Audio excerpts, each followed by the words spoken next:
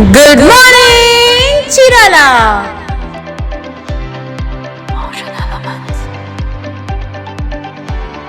నమస్తే, good morning Chirala కార్యక్రమానికి స్వాగతం. ఈనాటి గుడ్ మార్నింగ్ చీరాల కార్యక్రమంలో ప్రధాన పత్రికలు, వాటి ప్రధాన శీర్షికలు, ఇతరత్ర వార్తలు, విశ్లేషణలు తెలుసుకునే ముందు ఫస్ట్ టైం మీరు మన ఛానల్ చూసినట్లయితే సబ్స్క్రైబ్ చేయండి, అదేవిధంగా షేర్ చేయండి, కామెంట్ కూడా చేయండి. మరి ఇక వార్తల్లోకి వెళ్తే, జైలు నుంచి వచ్చి దొంగతనాలు అంటూ అద్దంకి నుంచి ఒక వార్త రాశారు. ఎట్టకేలకు వరుస దొంగతనాలతో బెంబేలెత్తిచ్చినటువంటి అద్దంకి పట్టణాన్ని, అలాగే పర్చూరు, బాపట్ల, చీరాల తదితర ప్రాంతాల్లో వరుస దొంగతనాలతో చీరాల డివిజన్లో అలజడి చేసినటువంటి దొంగలు ఎట్టకేలకు అద్దంకి పోలీసులు పట్టుకున్నారు. ఆ శ్రీరామ్ పౌల్ట్రీ వాళ్ళది 15 లక్షలు ఒకే రోజు దొంగతనానికి గురైంది. దాంతో అలర్ట్ అయిన పోలీసులు దొంగతనం చేసిన విధానాన్ని పరిశీలించి ఇక రికార్డులతో ఎట్టకేలకు వాళ్ళ దొంగలను పట్టుకున్నారు. ఈ దొంగ 12 రోజులు 8 చోరీలు, 20 లక్షల సొత్తు చోరీ, 2 అంతర్జిల్లాల దొంగలను అరెస్ట్ చేసిన పోలీసులు అంటూ వచ్చిన ఈ వార్త విశేషమే ఏంటంటే, పలు కేసుల్లో జైలుకు వెళ్ళినా బుద్ధి మార్చుకోక మళ్ళీ వచ్చి వరుస దొంగతనానికి పాల్పడినటువంటి 2 దొంగల యొక్క విధానమే ఈ వార్త అంటూ రాశారు. దాదాపు 12 రోజుల్లో 8 దొంగతనాలకు పాల్పడి దాదాపు 20 లక్షల రూపాయల డబ్బులు, 2 కార్లు, అట్లాగే కొంత ఎలక్ట్రానిక్స్ ఐటమ్స్ కొన్ని, ఇవన్నీ కూడా వాళ్ళ దగ్గర నుంచి స్వాధీనం చేసుకున్నారు. విషయాల్లోకి వెళ్తే, అంబేద్కర్ కోనసీమ జిల్లా ఆత్రేయపురం మండలం అంకంపాలెనికి చెందిన కారుటూరి సూర్యతేజ అనే అబ్బాయి చిన్నప్పుడే వాళ్ళ అమ్మ చనిపోతే వాళ్ళ నాన్న ఇంకో పెళ్లి చేసుకున్నాడు. ఇంట్లో ఆదరణ సరిగా లేక ఊరి మీద పడి తిరుగుతూ విచ్చలవిడి విలాసాలకు అలవాటు పడి ఈ దొంగతనాలకి తాళాలు వేసున్న గ్యారేజీల్లో తాళాలు పగలగొట్టి కారులు తీసుకెళ్లి అమ్ముకుంటూ అట్లా ప్రారంభమైన దొంగతనాలు జైల్లో గంజాయి కేసులో ముద్దాయి అయినటువంటి బెల్లంకొండకు చెందిన విజయ్ కృష్ణ, గుంటూరు జిల్లా స్వర్ణభారత్ నగర్ 2వ లైన్కి బెల్లంకొండ విజయ్ కృష్ణ అనేటువంటి గంజాయి కేసులో ముద్దాయిన వాళ్ళిద్దరు పరిచయమై ఇక బెయిల్ మీద బయటకు వచ్చిన తర్వాత కలిసి దొంగతనాలకి పాల్పడ్డట్టు తెలుస్తూ ఉంది.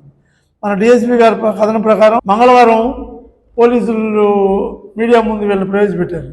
కొంగపాడు దగ్గర, అద్దంకి దగ్గర, కొంగపాడు క్రాస్ రోడ్ దగ్గర పట్టుకున్నారు. వీళ్ళు పట్టుకొని మీడియాకి సమావేశం పెడుతూ ఈ వివరాలన్నీ తెలియజేశారు. దాదాపుగా 2019 నుంచి విజయవాడ చుట్టుపక్కల ప్రాంతాల్లో దొంగతనాలు చేస్తూ దాదాపుగా అనేక కేసుల్లో జైలు శిక్షలు అనుభవించారు. అయినా వీళ్ళ బుద్ధి మారక విలాసాలకు అలవాటు పడి ఈజీ మనీ కోసం ఈ దొంగతనాలనే వృత్తిగా ఎంచుకునే పరిస్థితికి దిగజారిపోయి మరి ఈ నెల 13 నుండి 25 మధ్యలో దాదాపు 8 దొంగతనాలు పాల్పడ్డారు అద్దంకిలో. మనం వరుసగా చదువుకున్నాం, వరుస చోరీలు, పోలీసులకి సవాళ్ళు అంటూ. మరి ఎట్టకేలకు పోలీసుల్ని వాళ్ళని అరెస్ట్ చేసి జైలుకు పంపారు. మరి పోలీసులు నిందితులను అరెస్ట్ చేయటం, జైలుకు పంపడం అమ్మయ్య అని మనం అనుకోవటం కాదు. పోలీసులు చెప్పిన సూచనల్ని తక్షణమే పాటిస్తూ సీసీ కెమెరాలని స్థాయిగల వాళ్ళు పెట్టుకుంటూ పాడైపోయిన సీసీ కెమెరాలను బాగు చేయించుకుంటూ మరి పోలీసుల యొక్క సూచనలను పాటించే దశలో, అలాగే ఇళ్ళు తాళాలు వేసి ఊళ్ళు వెళ్ళేవాళ్ళు పోలీసులకు సమాచారం ఇస్తూ మరి చక్కగా మనం కూడా సహకరించినట్టయితే ఇలాంటి దొంగతనాలకు జరిగే అవకాశాలు లేకుండా మన నుంచి మనం కాపాడుకుంటూ పోలీసు వారికి సహకరిస్తే విధంగా ఉంటే బాగుంటుందని చెప్పి వార్త ఒకంత అద్దంకి పరిసర ప్రాంత జనాలకి కాస్త నిద్ర పట్టేటువంటి వార్త. జైలు నుంచి వచ్చి దొంగతనాలు అనేటువంటి వార్త. ఇంకా మరో వార్తకి వెళ్తే, మత్తు పదార్థాలతో యువత భవిష్యత్ చిత్తు అంటూ ఒక వార్త రాశారు. ఇది మన చీరాల గౌతమి కాలేజీలో విద్యార్థులతో ఎక్సైసే నాగేశ్వరరావు గారు ఒక చిన్న సెమినార్ ఏర్పాటు చేసి పిల్లల్లో అవేర్నెస్ చేసే కార్యక్రమం. మత్తు పదార్థాలు, గంజాయి ఇలాంటి వాటి వల్ల ఎలాంటి ప్రమాదాలు ఉన్నాయి, భవిష్యత్తు ఎలా నాశనం అయిపోతుంది, ఈ విద్యార్థి దశలోనే వీటికి దూరంగా ఉంచే దశలో వాళ్ళని చైతన్యపరిచే ఈ సదస్సు గౌతమి కళాశాల యాజమాన్యం వాళ్ళు ఏర్పాటు చేశారు. మరి ప్రతి చోట విద్యార్థి దశలోనే ఇలాంటి అవేర్నెస్ కార్యక్రమాలు చేపడుతున్నటువంటి గౌతమి యాజమాన్యాన్ని అభినందిస్తూ మరి ప్రతి చోట ప్రతి స్కూల్లో, ప్రతి కాలేజీల్లో కూడా ఇలాంటి ప్రభుత్వ కళాశాలలో కూడా ఈ కార్యక్రమాలు అనునిత్యం పెడితే విద్యార్థి దశలోనే ఒక ఇంత చైతన్యం వచ్చే అవకాశం ఉంటుంది. మంచి వార్త. అదేవిధంగా మరో వార్తకి వెళ్తే ఏబీసీపై బ్రిడ్జికి పొంచి ఉన్న ప్రమాదం అంటూ ఒక వార్త రాశారు. ఇది బల్లిపురవ ప్రాంతానికి చెందిన వార్త. పరిమితికి మించిన బరువుతో ఉన్న గ్రానైట్ రాయితో రవాణా, ఆందోళనలో ప్రయాణికులు, రైతులు అంటూ వచ్చిన ఈ వార్త బల్లిపురవ ఏరియాకి సంబంధించినటువంటి వార్త. ఎన్నో దశాబ్దాల కిందట అద్దంకి బ్రాంచ్ కెనాల్ మీద ఒక బ్రిడ్జి కట్టారు. దానికి ఇప్పుడు అత్యంత ప్రమాదం వాటిని చెప్పి ప్రజలు అలాగే రైతులు ఆందోళన చెందుతున్నట్టుగా ఈ వార్త. విషయం ఏంటంటే బల్లిపురవ కాలనీ నుంచి లారీలు ముడి రాయిని ఈ బ్రిడ్జి మీదుగానే తీసుకెళ్తుంటారు. అది ఎంత దారుణం అంటే దాదాపు నీకు ఒక రాయి పర్మిషన్ ఉంటే 3-4 రాళ్ళు కూడా ఎత్తుకుని వెళ్తూ ఉంటారు పెద్ద పెద్ద లారీల మీద. ఒక్కొక్క రాయి సుమారు 100 టన్నుల పైన ఉంటుంది. అలాంటివి 3-4 రాళ్ళు పెట్టుకొని వెళ్తూ ఉంటారు. ఈ బ్రిడ్జి మన బల్లిపురం మండల పరిధిలో వల్లాపల్లి సమీపంలో ఉన్నటువంటి కాలువ మీద ఉన్న బ్రిడ్జి, ఏబీసీపై ఉన్న బ్రిడ్జి అంటారు దీన్ని. ఈ బ్రిడ్జి మీదుగా అంతంత పెద్ద రాళ్లతో లారీలు వెళ్తూ ఉంటాయి. ఈ లారీలు బల్లిపురం కారీల నుంచి గుళ్ళాపల్లి, మాటూరు, ఈ పాలిషింగ్ యూనిట్లు ఉన్నాయి కదా గ్రానైట్, వాటి దగ్గరికి వెళ్తూ ఉంటాయి. ఈ లారీలు వెళ్ళే కాసేపు ఆ బ్రిడ్జి వణికిపోతుంట. చూడండి ఎంత దారుణం. అది రైతుల కోసం, ప్రజల ప్రయాణం కోసం ఏర్పాటు చేసిన బ్రిడ్జీల మీద ఇంతంత దారుణమైన బరువులతో వెళ్తూ ఉంటే మరి ఆ బ్రిడ్జి పడిపోతే ఎవరికి దిక్కు? కాబట్టి తక్షణమే ట్రాన్స్పోర్ట్ అధికారులు, అక్కడ ఉన్నటువంటి ఎమ్మెల్యే గారు ఎవరైతే ఉన్నారో గొట్టిపాటి రవికుమార్ గారు దీని మీద ఒక ఆలోచన చేసి ఈ ప్రమాదకరమైనటువంటి ముడిరాయి ట్రాన్స్పోర్ట్ని సరళీకృతం చేసి మరి తప్పదు వారిలో వెళ్లాల్సిందే, కానీ అది దారుణమైన కాకుండా సరళీకృత విధానంగా ఇబ్బందులు లేకుండా బ్రిడ్జి పాడు కాకుండా ఉండే దశలో నిర్ణయాలు తీసుకోవాలని చెప్పి కోరుతూ, అదేవిధంగా మరొక వార్తకి వెళ్తే కాలం చెల్లిన ఆర్టీసీ బస్సులతో ప్రయాణం దుర్భరం అంటూ ఒక వార్త రాశారు. మరి పచ్చూరు చీరాల మధ్యలో నిన్న ఒక బస్సు చెడిపోయి ఆగిపోయి ప్రయాణికులందరూ రోడ్డు మీద నిలబడి వచ్చేపోయి వాళ్ళ చేతులు ఎత్తు ఎక్కే పరిస్థితి. ఆ కండక్టర్లు, డ్రైవర్లు కూడా వాళ్ళతో తిట్లు తింటాం జనాలతోటి, వాళ్ళకి ఇబ్బందే కదా. కాబట్టి విషయాలు తెలుసుకుంటే ఈ బస్సులన్నీ ఇప్పుడు కాదు, ఎక్కడ పడితే అక్కడ ఆగిపోతుంటే ఇది మామూలు ఏం కాదంట ఆర్టీసీ డ్రైవర్ చెప్తా ఉన్నారు. మరి కాలం చెల్లిన బస్సులన్నీ పక్కన పెట్టేసి మరి కొత్త బస్సులని గవర్నమెంట్ రిక్రూట్ చేసుకొని ప్రయాణికులకి అవసరం లేకుండా చేస్తారని కోరుకుంటూ, బస్సు మరమ్మత్తు గురి కావడంతో రోడ్డుపై నిరీక్షిస్తున్న ప్రయాణికులంటూ నిన్న ఫోటోతో ఈ వార్త రాశారు. మరి ఇలాంటి ఇబ్బంది లేకుండా ఆర్టీసీ యాజమాన్యం చూసుకోవాలని చెప్పి తెలియజేసుకుంటూ, ఈ వర్షం పంటలకి అనుకూలం అంటూ ఒక వార్త రాశారు. జేపంగుళూరు మండలంలో దాదాపు ఈ 4-5 రోజులు కురిసిన వర్షం వల్ల రైతులకి చాలా మేలు చేసిందంటూ రైతులు ఆనందోత్సాహాలతో ఉన్నట్టుగా ఈ వార్త చూసారా. ఒకే వర్షం 2 వార్తలు ఇచ్చింది. ప్యాడీ రైతులకి మాత్రం కళ్ళెమ్మని నీళ్లు, ఆ వరి ధాన్యం కొనేవాళ్ళు లేరు, మొలక చెత్తున్నాయి. దీన్ని అడ్డం పెట్టుకొని నూర్పిడి యంత్రం వాళ్ళు డిమాండ్ చేస్తూ ఉన్నారు. అదేవిధంగా ప్రభుత్వం సరిగ్గా కొనుగోలు చేయట్లేదు తేమ ఉందని చెప్పి దళారులు బ్లాక్ మెయిల్ చేస్తూ తక్కువ రేటు కొంటున్నారు. ఇది ప్యాడీ రైతుల బాధ. ఇక వాణిజ్య పంటల పరంగా వస్తే జేపంగుళూరు మండలంలో దాదాపుగా 800 హెక్టార్లో మొక్కజొన్న, 1100 ఎకరాల్లో వరి, 2200 ఎకరాల్లో పొగాకు, 900 ఎకరాల్లో శనగ, 350 ఎకరాల్లో మిరప సాగులో ఉన్నాయి. దాదాపు 2000 ఎకరాల్లో వేరుశెనగ, ఇవన్నీ పంట మొలక స్థాయిలో ఉన్నాయి. వీటన్నిటికీ వర్షం చాలా ఉపయోగపడుతుందని చెప్పి రైతులకి నీళ్లు పెట్టే పరిస్థితి లేకుండా చాలా ఆదాయం కూర్చే విధంగా పంటలకి సరిపడా వర్షం పడిందని చెప్పి ఇటు సైడ్ ఆనందం వేస్తున్నారు. కాబట్టి ప్రకృతి పరమైనగా వచ్చే విధానాలు కొంతమందికి ఆనందం అయితే కొంతమందికి విషాదాన్ని మిగులుస్తాయి. కాబట్టి ప్రభుత్వాలు సక్రమంగా రైతులు అన్ని ఆదుకోవాలని చెప్పి తెలియజేసుకుంటూ, అదేవిధంగా మరొక వార్తకి వెళ్తే తూటుకారుతో నిందిన కుందేరు, సక్రమంగా సాగని మురుగునీటి పారుదల అంటూ భూగర్భ జలాలు రంగు మారుతున్నాయంటూ ప్రజల ఆందోళన అంటూ ఒక వార్త రాశారు. మనకి కుందేరు తెలుసు, మనకి నాయనపల్లి నుంచి ఈపురపాలెం షేక్కట్ దాకా ఉండే కుందేరు చాలా దారుణమైనటువంటి మురుగునీటితో నిల్వలు పేరుకుపోయి ఉన్నాయి. వీటిని బాగు చేసే నాదుడు లేడు.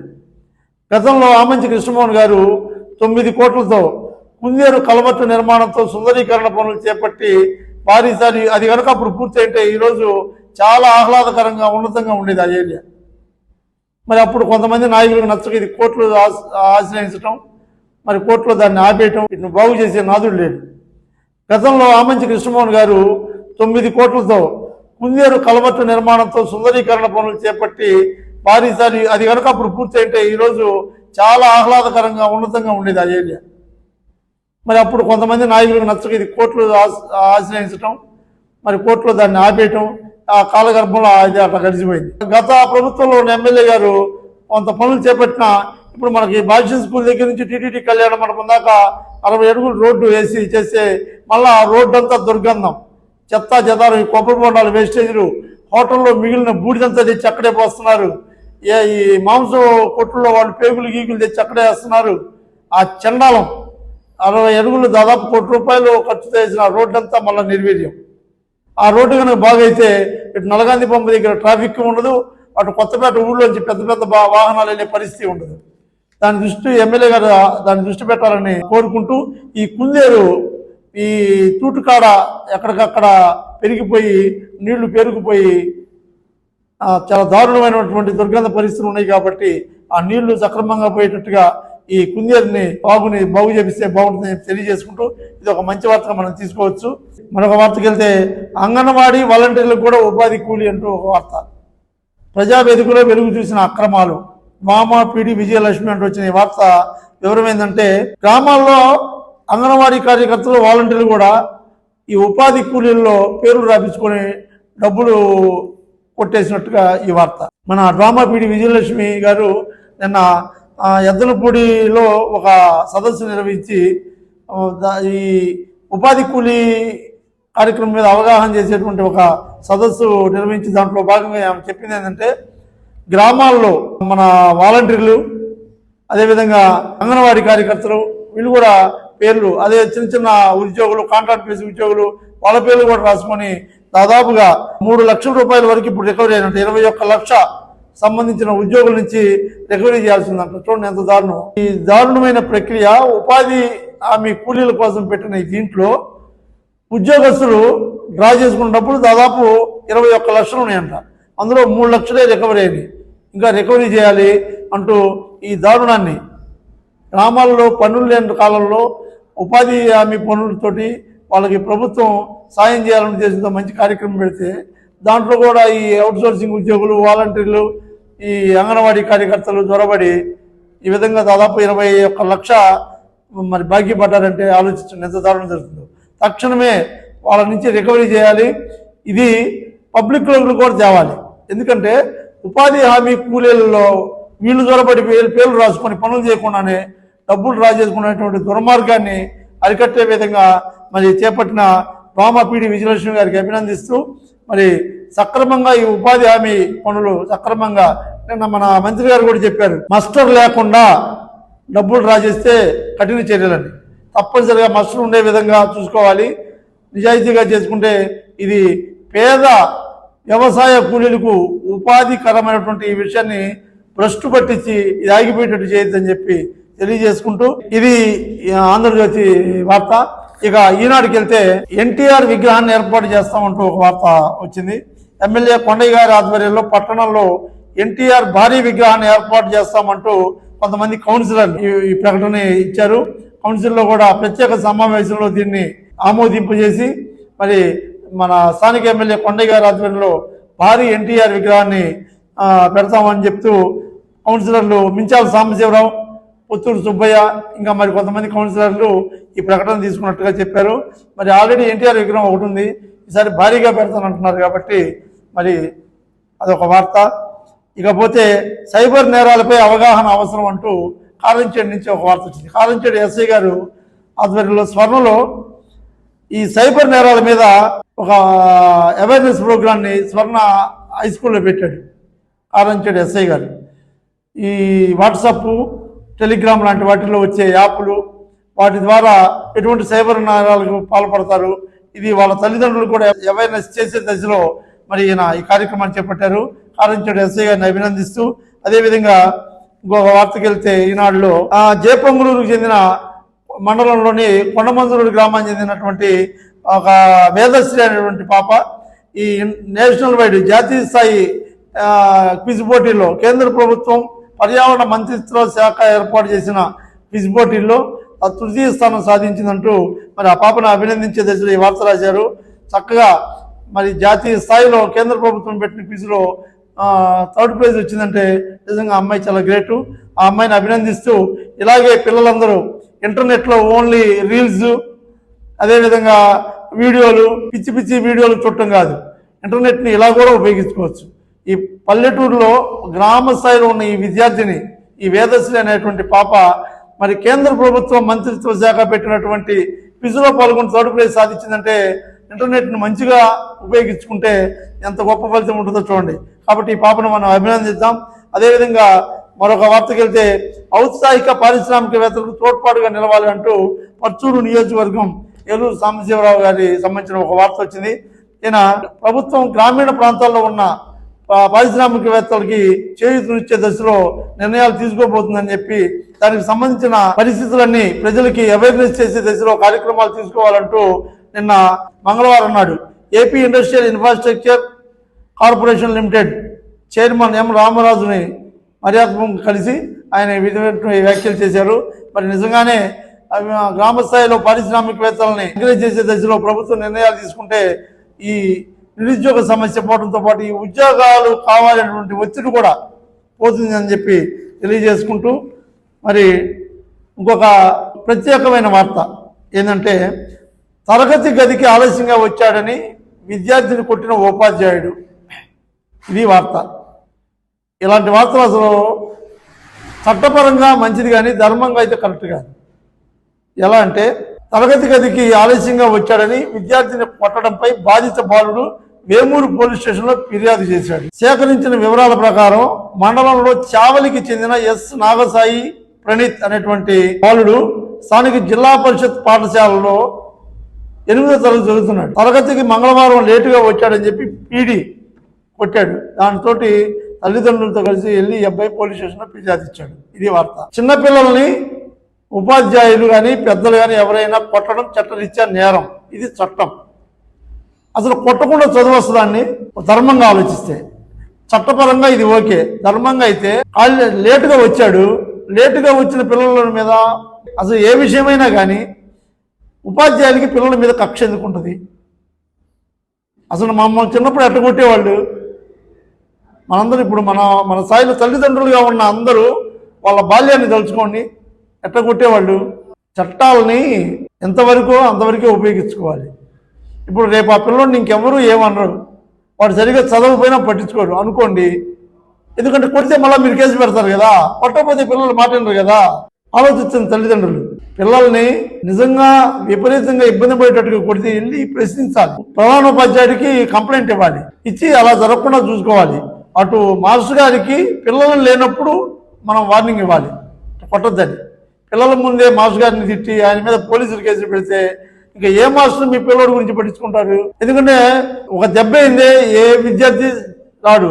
ఇంట్లో పిల్లల్ని పెంచే మనం కనీసం ఇప్పుడు ఈ తల్లిదండ్రులు కేసు పెట్టారు ఉపాధ్యాయుడి మీద, వీళ్ళు ఒక్క దెబ్బ కూడా కొట్టకుండా పెంచారు ఇప్పుడు దాకా.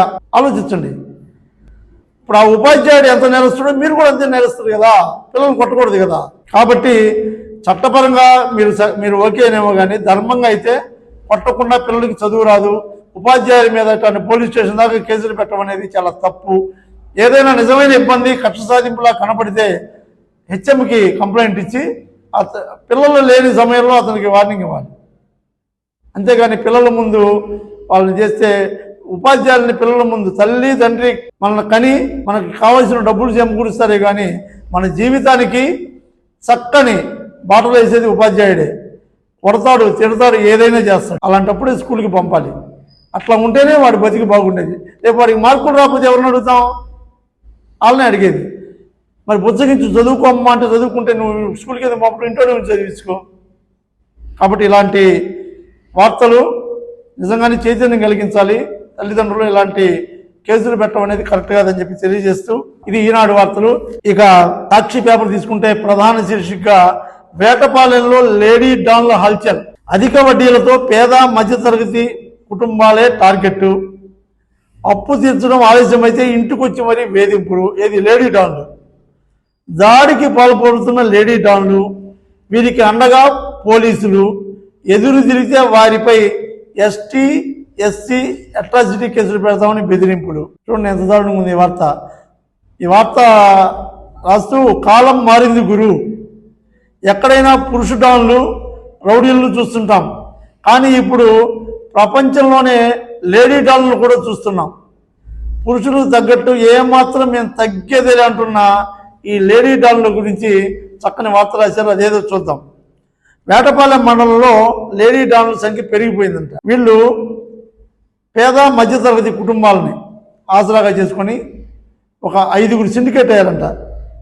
5గురు లేడీ డాన్లు సిండికేట్ అయ్యి పేద మధ్యతరగతి కుటుంబాలు, ఎందుకంటే వేటపాలెం మండలంలో ఎక్కువ కార్మికులు ఉంటారు. బీడీ కార్మికులని, చేనేత కార్మికులు, అదేవిధంగా జీడిపప్పు కార్మికులు, రకరకాల కార్మికులు, చిన్న చిన్న జీవితాలు. వీళ్ళకి వడ్డీలకు ఇస్తూ వాళ్ళ జీవితాలతో ఆడుకుంటున్నారు ఈ డాన్లు. వీళ్ళకి పోలీసులు అండదండలు అంటూ రాసిన ఈ వార్త విషయంలోకి వెళ్తే, ఈ లేడీ డాన్లు ఒక 5గురు సిండికేట్ అయ్యి ₹2 వడ్డీకి తెస్తారంట. తెచ్చి వీళ్ళు ₹10 వడ్డీకి ఇస్తారు. ఈ ₹10 వడ్డీకి ఇచ్చి ఇక ఇచ్చిన దగ్గర నుంచి వీళ్ళ వేధింపులు. ఒకవేళ అందరూ సక్రమంగా కట్టలేరు కదా, కొన్ని పరిస్థితుల్లో లేట్ అయినాయి అనుకో, వాళ్ళ ఇళ్ళ మీద పడికి సామాన్లు పెట్టేసి కొట్టటాలు, ఏది లేడీ డాన్లు కొట్టడం. అంతేకాకుండా మరీ దారుణమైనటువంటి విషయం ఏంటంటే, డబ్బులు కట్టలేకపోతే నీ కూతురు ఎదిగింది కదా, అమ్మాయితో వ్యభిచారం చేయించుకోవటం అనేటువంటి దారుణమైన వ్యవస్థ నడుపుతున్నారు ఈ వేటపాలెంలో. వీళ్ళ మీద పోలీసు కంప్లైంట్ చేయడానికి వెళ్ళామా, అక్కడ ఒక కానిస్టేబుల్ ఉన్నారు.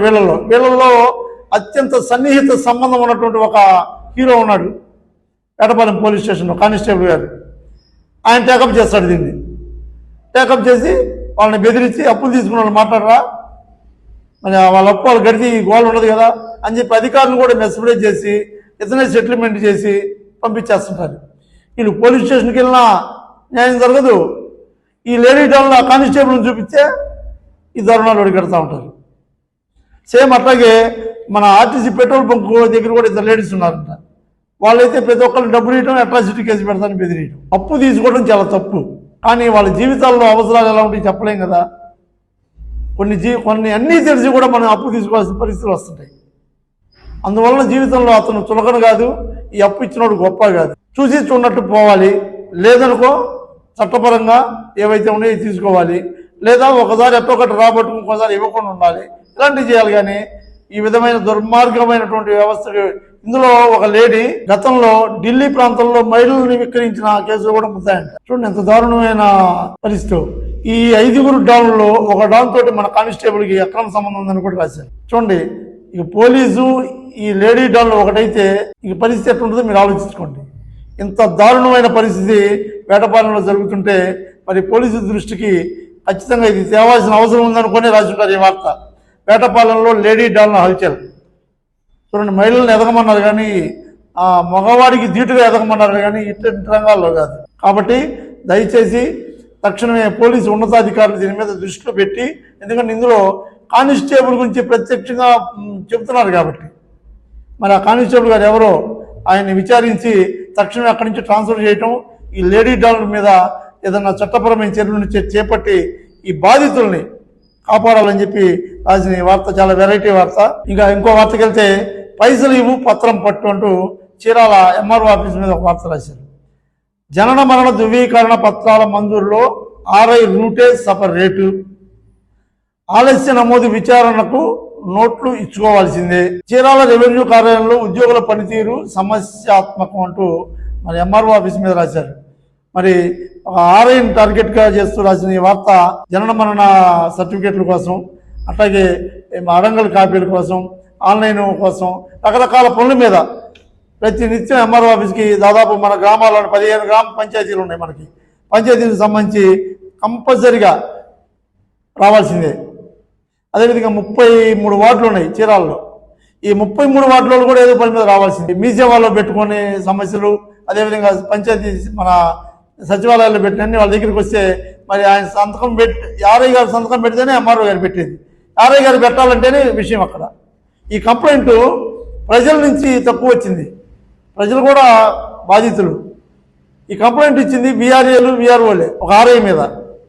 కాబట్టి అధికారులు తక్షణమే చర్య తీసుకొని ఇలాంటి దుర్మార్గాలు జరగకుండా, ఎందుకంటే ప్రభుత్వానికి చెడ్డ పేరు ఇలాంటి. కాబట్టి తక్షణమే దీని మీద నిర్ణయం తీసుకొని మరి అధికారులను సరళీకృతం చేసి ప్రజలకి అందుబాటులో ఉన్నట్టుగా చేయాలని తెలియజేసుకుంటూ మరొక వార్తకి వెళ్తే తుఫాన్ దెబ్బకు నేల కొరికిన వరి అంటూ ఒక వార్త రాశారు. పంట చేతికి అందే తరుణంలో దెబ్బతీసిన బెంగళూరు తుఫాన్ అంటూ రాసిన ఈ వార్త. తుఫాన్ ప్రభావంతో 3 రోజులు కురుస్తున్న వర్షపు జల్లులు ఈదురుగాలులకు బల్లికూరు మండలంలో దాదాపుగా ఉప్పిరపాడు, కూకటపల్లి, వైద్యన, గుంటుపల్లి, కొమ్మినూరుపాలెం, అంబడిపూడి, సాగర్ ఆయకట్టు ప్రాంతాల్లో బోర్ల కింద వేసిన వరి మొత్తం నేలకు ఒరిగిపోయిందని చెప్పి వార్త రాశారు. మరి అధికారులు వీళ్ళకి సక్రమమైనటువంటి సహాయం అందేలా చూడాలి. రైతులకు మరి గిట్టుబాటు ధర లేదు, రైతు భరోసా లాంటిది కూడా ప్రభుత్వం ఇవ్వలేదు కాబట్టి మరి వీళ్ళని తక్షణమే ప్రభుత్వం ఆదుకోవాలని చెప్పి తెలియజేస్తూ మద్యం బాటిల్ స్వాధీనం అంటూ ఒక వార్త. అక్రమంగా మద్యం కలిగి ఉన్న వ్యక్తిని అదుపులో తీసుకొని 10 బ్రాందీ సీసాలు స్వాధీనం చేసుకుని ఎక్సైజ్ నాయిస్తా ఉంటాం. ప్రతిరోజు ఎక్కడొక్కడో 10 బాటిల్ 15 బాటిల్ పట్టుకుంటూనే ఉండాలి. ఎన్నిసార్లు చెప్పినా ఈ అక్రమ మద్యం అమ్మే వక్ర బుద్ధి మాత్రం మార్చుకోండి. ఏమొస్తాయి అందులో డబ్బులు? ఇంటి పరువు, పిల్లల పరువు, పెళ్ళాల పరువు బజార్ని పెట్టడం తప్పితే. కాబట్టి ఈ అక్రమ మద్యం అమ్మటం మానుకొని చేయాలి. వీళ్ళ మీద కఠినమైన చట్టం ప్రయోగిస్తే ఇట్లా చేయకుండా ఉంటారేమో అని చెప్పి తెలియజేస్తూ ఇక మరొక వార్త తీసుకుంటే జయపంగుళూరులో కోతుల బీభత్సం అంటూ ఈ వార్త. పొంగుళూరులో కోతులు నేను ఉదయం 10 గంటలకి ఎంటర్ అయినాయంట. గ్రామంలో దాదాపుగా 10 మందిని పైన గాయపరిచినాయి. విచ్చలవిడిగా ఇళ్లలో దొరబడి ఏ పడితే పీక్కోవటం, గందరగోళం, జనం బెంబేలు ఎత్తిపోయారు. మరి ఈ విధంగా ఊరి మీద పడి జలాలను అల్లకల్లోలం చేస్తున్న కోతుల్ని మరి తరిమేయాలని చెప్పి గ్రామస్తులు కోరుకున్నారు. తక్షణమే తగు చర్యలు తీసుకోవాలంటూ మరి గోడు పెట్టుకుంటున్నారు. ఇందులో సర్పంచ్ గుడిపూడి నాగేంద్రమ్మ, జిల్లా మహిళా నాయకురాలు రాయని కృష్ణకుమార్ లాంటి కూడా ఈ బాధితులు ఉన్నారు. దాదాపుగా 10 మందిని పైన ఆడవాళ్ళని కలిసినాయంట కోతులు. మరి ఈ కోతులు ఏందో, వీటి బీభత్సం ఏందో మరి సంబంధిత అధికారులు తక్షణమే చర్య తీసుకోవాలని చెప్పి తెలియజేసుకుంటూ ఇక ఇవి ఈనాటి గుడ్ మార్నింగ్ చీరాల కార్యక్రమం. మరి రేపటి గుడ్ మార్నింగ్ చీరాల కార్యక్రమం మళ్ళీ కలుద్దాం. Thank you very much. Good morning Chirala.